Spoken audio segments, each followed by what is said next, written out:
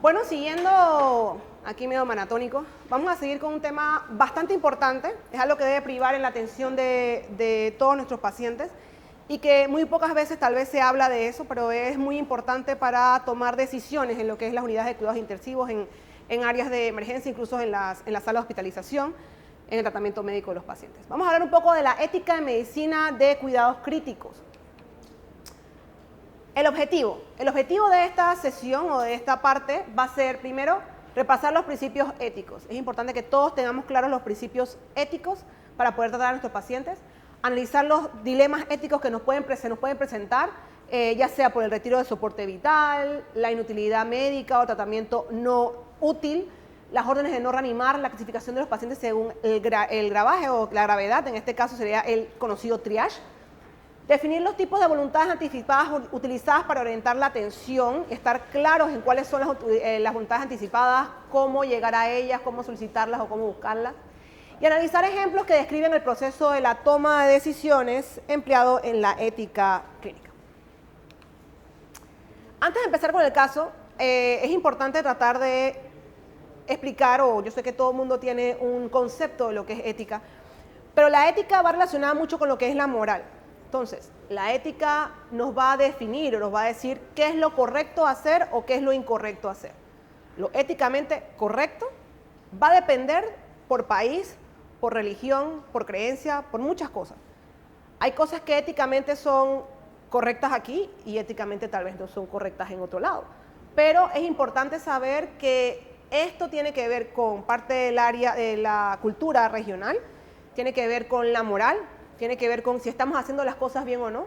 Y la ética médica debe ser poniendo al paciente siempre su bienestar por delante. Siempre que el paciente se busque un beneficio para el paciente. Es un poco complicado, muchos de los algunos casos que vamos a ver aquí, casos que van a ver en su manual, de la toma de decisiones. La toma de decisiones referente a un paciente, ya sea tratamiento, retiro, no RCP, todo eso, debería ser una decisión tomada de manera conjunta con un equipo multidisciplinar y conjunta con el paciente y sus familiares. ¿Okay? El primer caso va a ser una mujer de 72 años de edad. Vamos a ampliar un poquito, la habían operado, el libro está un poco más ampliado. La han operado hace 10 días de una hernia ventral y la paciente presenta un paro cardiorrespiratorio por un síndrome de aspiración masiva.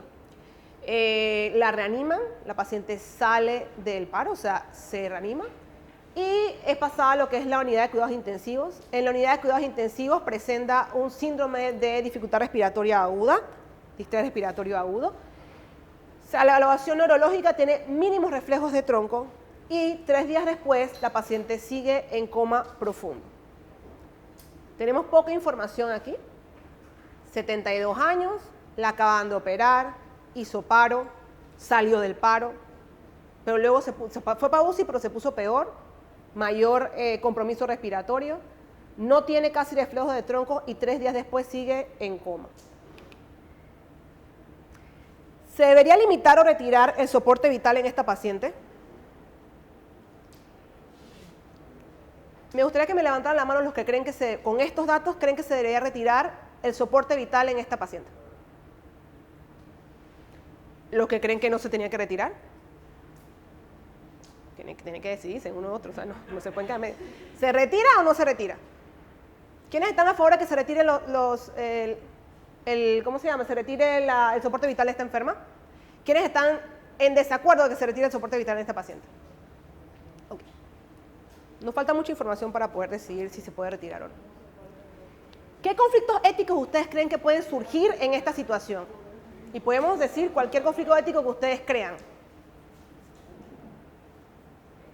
Estoy abierta a escuchar.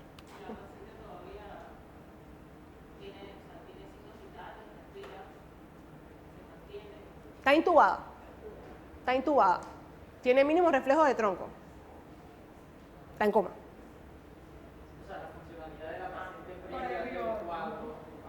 Okay, no sabemos qué funcionalidad tenía la paciente previa.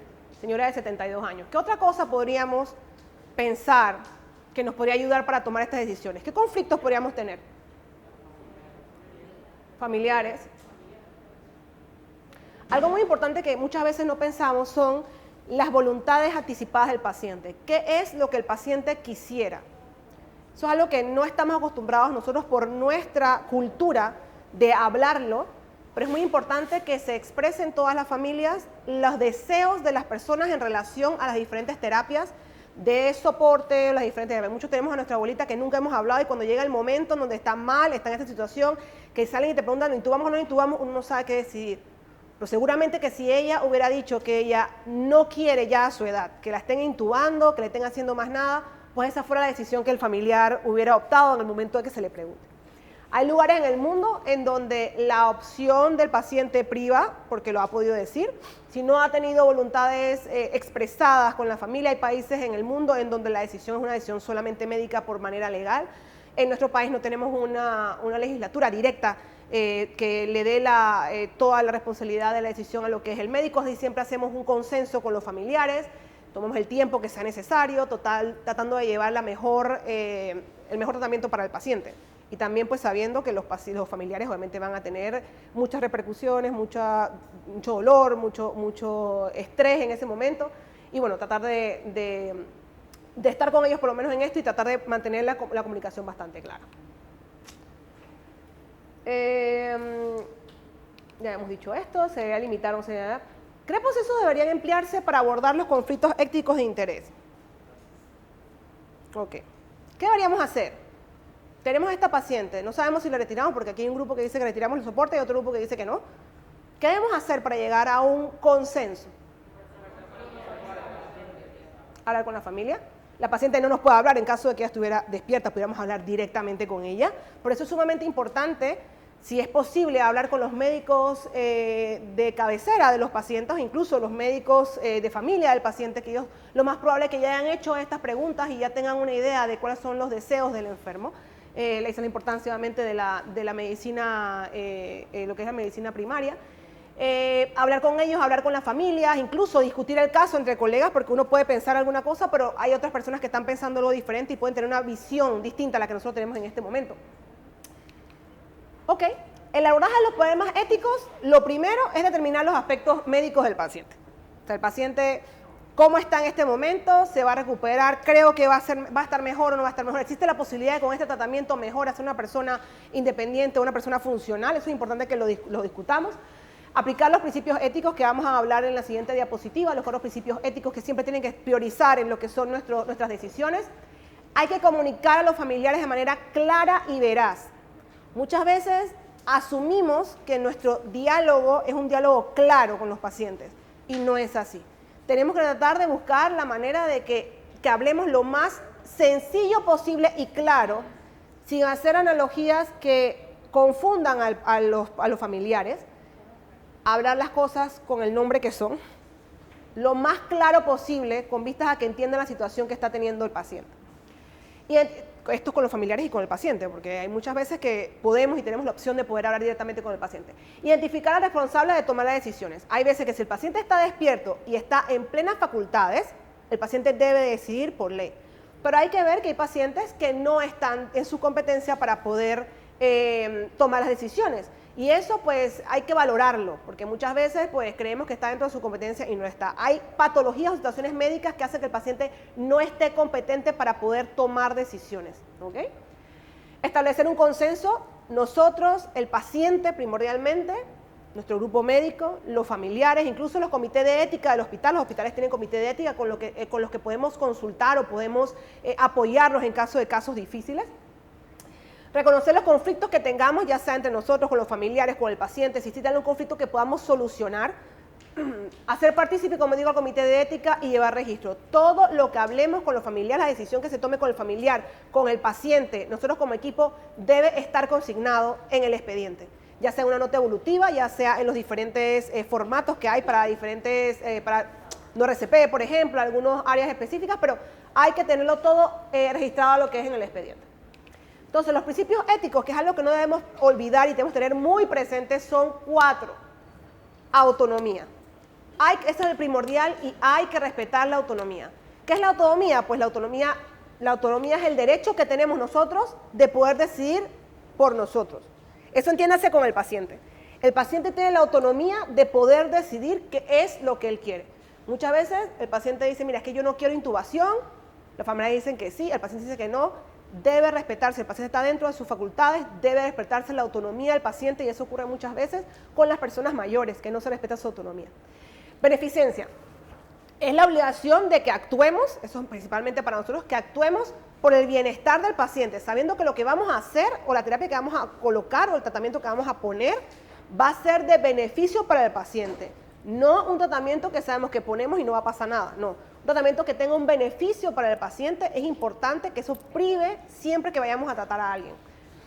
No maleficencia, nuestro conocido primo non nocere, tratar de no hacerle daño a los pacientes o no poner una terapia que haga daño y mucho menos una terapia que tenga un beneficio compensatorio ya sea para nosotros o incluso para los familiares. Justicia. Debe tratarse a todos los pacientes de manera justa y equitativa. ¿Okay? Justa y equitativa y vamos a volver a repetir. Autonomía.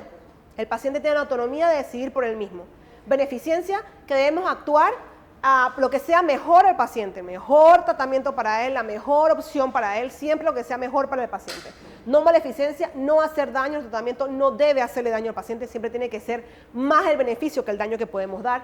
Y por último, la justicia, que a todo el mundo se le debe tratar por igual. ¿Qué principios aplicaremos en este caso? ¿Es posible que podamos mantener el respeto y la autonomía de nuestra paciente?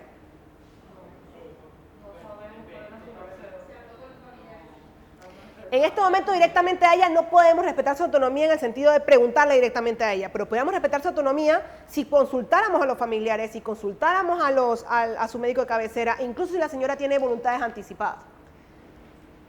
A ver, voy para acá. Beneficencia.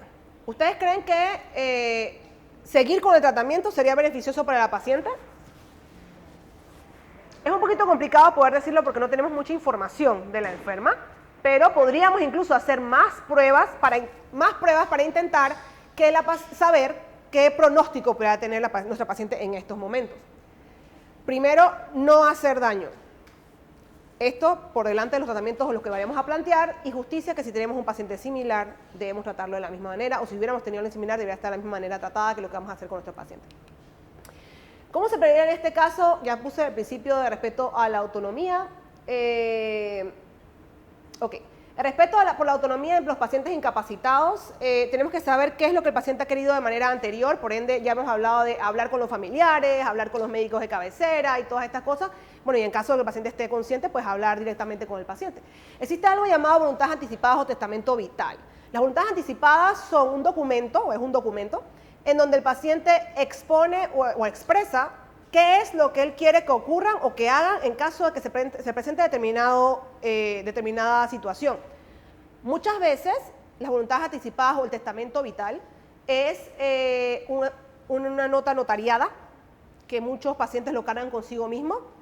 No tenemos cultura de hacer esto en nuestro país, pero sí es cierto que las voluntades anticipadas también puede ser una carta o una nota escrita por el paciente o incluso puede ser de manera verbal transmitida a los familiares. ¿Okay? Está también el poder notarial permanente para asuntos médicos. Hay gente que delega de manera legal, por la redundancia, a una persona que sea el que toma las decisiones en caso de que el paciente se ponga enfermo, no pueda delucidar él o decidir él cuál va a ser el tratamiento a seguir. Él designa a una persona y eso es cierto que tiene que ser un poder notariado. En caso de que no tengamos esto, casi siempre, por lo menos en nuestro país, se designa a la persona o al familiar de primera línea. No el sobrino, el tío, el abuelo, el esposo de la persona, los hijos de la persona, son las personas que nosotros consultamos en caso de que tengamos un paciente en esta situación. Apoderado sustituto para asuntos médicos, ese es el caso de que nosotros hemos dicho, mira, es que mi esposo es el que se va a encargar, verbal, no notariado, verbal. Mi esposo se va a encargar de decidir todo lo que va a pasar conmigo en caso de que yo llegue a un punto donde no pueda tomar decisiones médicas. Ese sería en todo caso el apoderado sustituto para asuntos médicos y finalmente si eso no existe, pues familiares, ya sea que no sean de primera línea, amigos o personas cercanas. Bueno, las voluntades anticipadas, como dije, pueden haber instrucciones tanto orales como escritas que pueden entrar en vigencia en un futuro cuando se cumplen ciertas situaciones. Por ejemplo, en caso de que yo quede hospitalizada, quiero que mi esposo sea el que tome las decisiones. O eso es dar un poder. En caso de que yo quede hospitalizada, no quiero que me intuben, no quiero que me pongan una nasogástrica, no quiero que me pongan... Todas estas cosas son voluntades anticipadas que cualquier persona tiene el derecho de hacer para poder nosotros tener una directriz en el caso de que tengamos que tratar. Entonces, estas instrucciones orales pueden ser expresadas anteriormente por el paciente. Es súper incómodo llegar donde tu abuelita y preguntarle, abuelita, ¿usted quiere que la intube? Eso es sumamente incómodo, pero eso es algo importante, porque hay gente que está completamente clara de qué es lo que quiere. Hay gente que dice, mira, ¿yo para qué? O hay gente que dice, mira, a mí hasta el final lo que sea, lo que quede en una cama. Eso es importante que nosotros podamos saber cuál es el deseo expresado de la persona y por eso necesitamos hablar con su familia y con sus médicos tratantes. Pues, como digo, sustituto delegado a tomar, ¿qué querría el paciente? Es lo importante que tenemos que preguntar. Cuando no tenemos absolutamente nada y no podemos decidir, nadie sabe nada, nunca se habló, nada más llegó el sobrino, ¿qué tú crees que esa persona querría? No diga, ¿qué quieres tú? ¿Qué vamos a hacer? No. Tenemos esta opción. ¿Tú crees que ella quisiera estar conectada a ventilación mecánica, en estado vegetativo, en coma o confinada a una cama durante el resto de su vida? Eso es una pregunta. Sí, no, tal vez, si ella quiere vivir como sea. Tenemos que buscar las respuestas, pero con las preguntas adecuadas. ¿Qué es lo que quería el paciente para tratar de seguir respetando lo que es la autonomía del enfermo?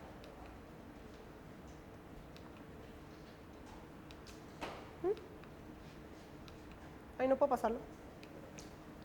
Ok. Esta es nuestra misma paciente. Sucede que no hay voluntades anticipadas y su esposo es el encargado de tomar las decisiones. ¿Cómo comunicaríamos el pronóstico al esposo? Vamos a optar porque la paciente no tenga pronóstico, tenga un mal pronóstico y hicimos un montón de pruebas, la paciente tiene un mal pronóstico. ¿Cómo se lo comunicaríamos? Hay que recordar que la comunicación es algo tal vez infravalorado, pero muy importante. La comunicación, tanto para los pacientes como para los familiares, debe ser en un lenguaje sencillo y tiene que ser lo más claro posible. El pronóstico hay que expresarlo tal cual es. Si es un mal pronóstico, hay que decirlo. No es pobrecito, no. El pronóstico hay que ser completamente sinceros en el pronóstico que va a tener el paciente para que los familiares se hagan la idea y no piensen que las cosas pueden ser diferentes, sino que ya nosotros hablamos completamente claros al inicio. Y si esa conversación la tenemos que tener todos los días o a diferentes horas del día para tratar de que el paciente o el familiar, en este caso, puedan comprender el mal pronóstico que tiene el paciente, pues se tiene las veces que sea necesario. La comunicación con el paciente y familiares es una de las cosas más importantes en la medicina.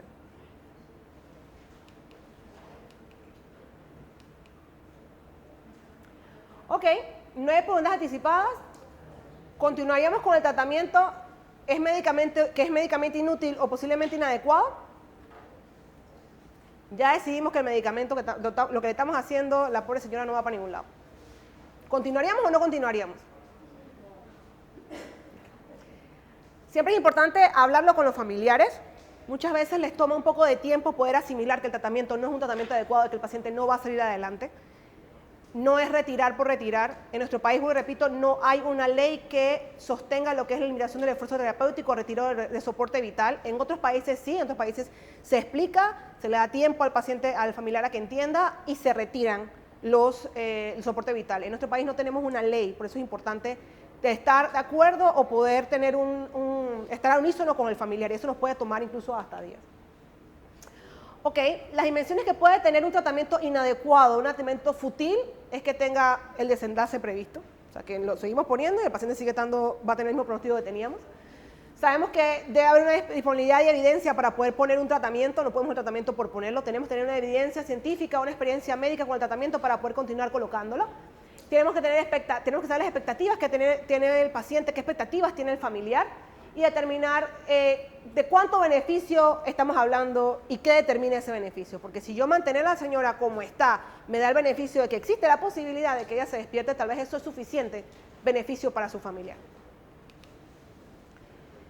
Ok, ¿quién determina cuándo los tratamientos son médicamente inútiles y adecuados? Principalmente los médicos somos los que tenemos que indicar o tenemos que saber cuándo el tratamiento es fútil. Y bueno, el equipo de médicos considera que el soporte vital es inadecuado, el esposo quiere que sea todo lo posible.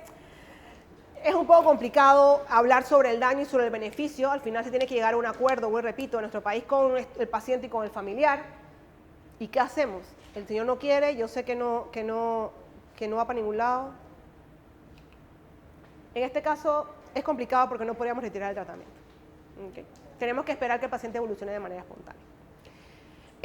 Sucede que la señora no mejoró, siguió en coma, pero no pudimos sacar al ventilador, pero mejoró lo suficiente como para pasarla para la sala. La pasamos a sala con ventilación mecánica, 6 meses después está ahí en la sala, todavía, en coma. Y parece que presenta una infección urinaria con inestabilidad hemodinámica. Y no es posible retirar la ventilación, o sea, ya ha estado ventilada todo este tiempo, conectada a ventilación mecánica con su traqueostomía.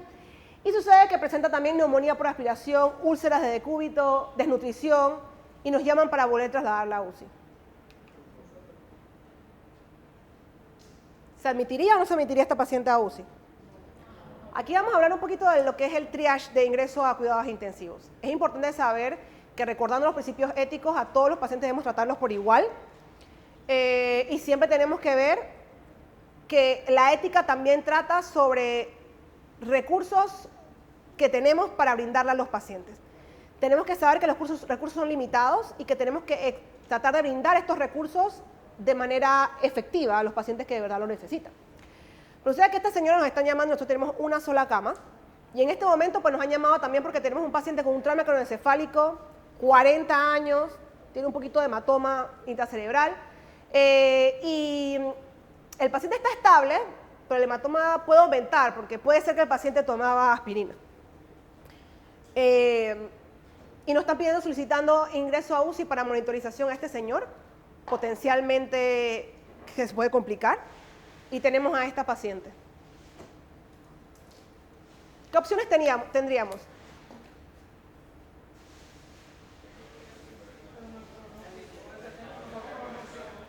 Dime. Según el pronóstico, me dicen aquí, pues sí.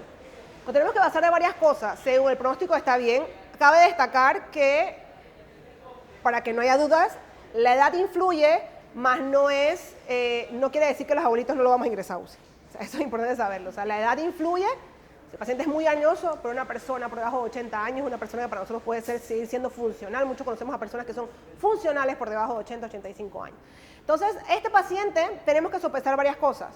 Tenemos que sopesar que es cierto que tal vez el mejor pronóstico, con la poca información que tenemos en este momento, la tendrá el paciente más joven, que tiene probabilidad de empeorar, incluso probabilidad de hacer un hematoma inmenso, incluso de quedar en la misma situación que la señora, pero que tenemos posibilidades de poder monitorizarlo y darle tratamiento oportuno en caso de que el paciente empeore. Y que sabemos que la señora, pues lastimosamente no vamos a tener un beneficio significativo. Pero esta paciente, por los antecedentes que tiene, pero esta paciente si llegase de nuevo, existe la posibilidad de que se beneficiaría de poder mejorar controlando la infección a la situación que estaba antes de entrar a UCI, ¿ok? Y existe la posibilidad, repito, que a pesar de que el triage nos dice que tenemos que ingresar obviamente al señor joven, que tiene el traumatismo craneoencefálico, pues la paciente no quiere decir que en caso de que no tuviéramos 2 camas, 3 camas, 5 camas, no la admitiríamos en UCI, por lo menos para estabilizar lo que es la parte séptica. Es igual que hay muchos tratamientos que se pueden dar en sala como tratamiento de soporte. Bueno, esta es una pregunta más o menos que hice hace un rato. Y bueno, esto es hablando un poquito sobre triage. Es que, bueno, con frecuencia la demanda de camas pues supera lo que es la oferta, y eso lo podemos ver justamente en estos momentos de pandemia, en donde hay momentos en donde las UCI están llenas y no tenemos mucha más demanda de lo que podemos ofertar. Y por eso hemos estado ampliando lo que son las unidades de cuidados intensivos en diferentes centros, incluso en lugares donde no había antes. Pero esto puede ocurrir en cualquier momento, en cualquier hospital. Todos hemos estado en algún hospital de tercer nivel en donde, a pesar de que no estemos en pandemia, pues la UCI está llena. Y a pesar de que nos llamen, pues no existe la posibilidad de poder ingresar al paciente. Hay que saber que tenemos criterios de admisión objetivos. Casi siempre tenemos que recordar que el paciente que ingresa a UCI debe ser un paciente recuperable. La unidad de cuidados intensivos da soporte, da monitorización y da tratamiento a pacientes que tienen una patología recuperable, la patología por la que entra a cuidados intensivos. Hay que aplicar protocolos equitativos de las políticas y protocolos equitativos, o sea que a todo el mundo se debe tratar por igual, no por distinción ni de raza, ni de nombre, ni de absolutamente nada. Todo el mundo debe ser tratado de la misma manera, es parte de nuestros principios éticos. Y se tiene que buscar maximizar el bienestar para todos y no para un solo paciente. Y esto cabe destacar, repito, sobre la utilización de los recursos que, como saben, son limitados. ¿Quién debería tomar la decisión respecto a la admisión en la unidad de cuidados intensivos? Ok, cuidados intensivos. Sí, pero bueno, existen varias formas. Obviamente, la ingreso a unidad de cuidados intensivos, primero, antes que nada, antes de llamar intensivo, lo tiene que haber decidido su médico tratante, el que conoce al paciente, el que sabe que el paciente debe ser un paciente recuperable y se beneficiaría del ingreso a la unidad de cuidados intensivos. Obviamente, el intensivista, si hay discrepancia, incluso se puede llamar al comité de ética, pero es importante tener datos claros, saber exactamente dónde estamos con el paciente y qué beneficios puede optar en entrar en cuidados intensivos. Tenemos un segundo caso, tenemos una mujer de 40 años, bastante joven, con cáncer metastásico, que sucede que estaba en paliativos, pero le dijeron que tenía muchísimo dolor, por tratar de ampliar un poquito más, que podía recibir una radioterapia para tratar de mejorar lo que es el dolor que estaba presentando. Esta paciente presenta dificultad respiratoria, requiere intubación orotraqueal y su actividad neurológica está disminuyendo, o sea, está empezando a tener mayor deterioro neurológico. La familia dice que ella quería que se hiciera todo lo posible. ¿Ustedes creen que debería extubarse esa paciente, limitarse el soporte, quitarle el tratamiento? Este caso está un poquito más descrito en el manual, pero es un caso duro y bastante frecuente. ¿Okay? Pacientes en paliativos. Ajá.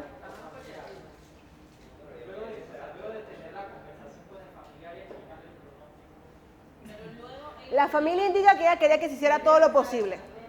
Ya tú le explicaste el pronóstico.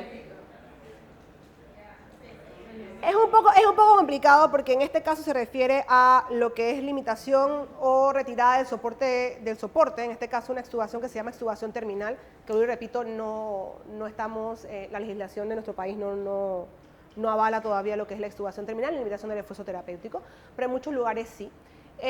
Pues este paciente, hoy repito, hay que respetar la autonomía del paciente. Siempre hay que respetar la autonomía del paciente, luego nos vamos para la beneficencia, el primum non nocere y sale la justicia. Así que hay que tener presente siempre los principios básicos de la ética de este paciente. ¿Qué se debe considerar? Sucede, y lo decía en el manual, esta señora tiene 2 hijos pequeños y ella dice que ella quiere vivir el mayor tiempo posible para poder ver a sus hijos y crecer, ver a sus hijos crecer o que los hijos la vean. Ahí se les partió el corazoncito. ¿Dime? No, está bien, está bien.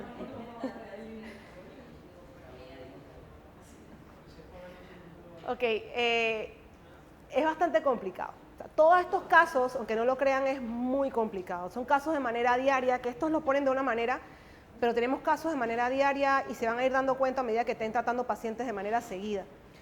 Hay diversos casos en donde se tienen que tomar muchísimas decisiones y muchas veces la decisión tiene que ser consensuada, repito, con la familia, con el familiar, incluso pedir apoyo de otros médicos, médicos de paliativos, médicos, comités de ética, para poder saber qué es lo que vamos a hacer con el paciente, principalmente porque esto es una vida. ¿Okay? Esto es una vida y no es tan fácil como llegar y quitar todo. Entonces, ¿qué conflicto tenemos que ver?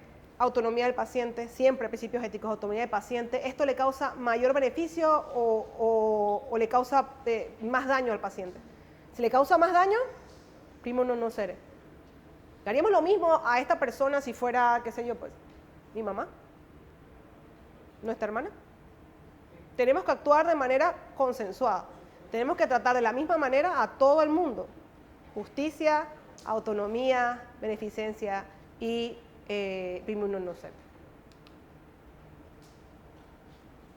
Me van a preguntar qué hacer. Hay que discutirlo con el comité de ética.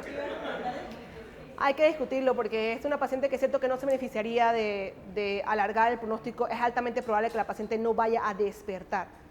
Una cosa es que el paciente no mejore lo suficiente y no vaya a despertar, cosa que jamás va a poder cumplir lo que ella quería, que es pasar más tiempo con su familia. Y otra cosa es que tú tengas una paciente que está irregular, pero está despierta, no la puedes limitar. Le puedes hacer traqueostomía, conectar a la ventilación mecánica, que salga del hospital con un ventilador portátil y poder que pase más tiempo con su familia. Todo esto tiene que ser consensuado con familiares, con pacientes, con médicos, comité de ética. No es tan sencilla la limitación del esfuerzo terapéutico. Lo más importante que tenemos que llevarnos de aquí es... me falta una diapositiva. Mira, me falta una. Ay, sí. Puntos claves. Esto es lo que tenemos que llevarnos de aquí. Los profesionales sanitarios, o sea, todos nosotros, debemos actuar en base a los principios de respeto por la autonomía, beneficencia, no maleficencia y justicia. Eso tenemos que plantearnos y llevar esta ética médica en toda nuestra práctica clínica. Usualmente es posible identificar los factores componentes específicos del conflicto ético, pues sí. Creemos que no, pero la mayoría de los conflictos éticos se pueden resolver. Si se llega a un comité se pueden resolver. A veces no miramos o no estamos de acuerdo con algunas cosas, pero luego de plantear y ver otros puntos de vista, pues tal vez podamos entender lo que está pasando. Uy, me lo quitan, que no me lo sé.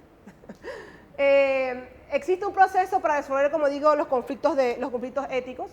Es importante que podamos, como digo, darlo o resolverlos de manera integral. Existen, y no olvidar, los compañeros de cuidados paliativos que son muy, muy importantes en el tratamiento de algunos pacientes, por lo menos con cáncer. El consenso, como digo, con el equipo de salud va a facilitar la comunicación y registros uniformes, y tenemos que minimizar la responsabilidad legal en una sola persona. Todo lo que se decida debe estar escrito en el expediente, todo lo que se decida debe estar firmado, las órdenes de no RCP deben estar firmadas por el paciente o por el familiar en el expediente. Y pues bueno, puede retirarse el soporte vital, pero nunca se debe dejar de brindar atención al final de la vida. No es lo mismo quitar todo a quitar lo que está perpetuando la vida del enfermo, pero mantener una muerte digna, ya sea controlando lo que es el dolor, controlando tal vez secreciones. Lo que tiene la mayoría de los pacientes, y casi todo el mundo pregunta es, ¿mi familiar tuvo dolor? Pues esa debe ser nuestra primera prioridad, intentar quitarle el dolor a los pacientes. La limitación del esfuerzo terapéutico no indica dejar al paciente sin absolutamente nada, sino simplemente quitar las cosas que soporten o alarguen lo que es el sufrimiento del paciente. Muchas gracias.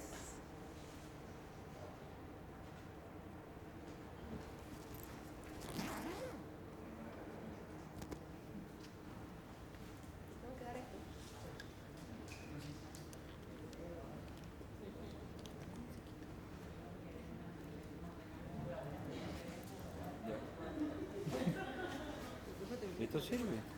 Dicen que sí.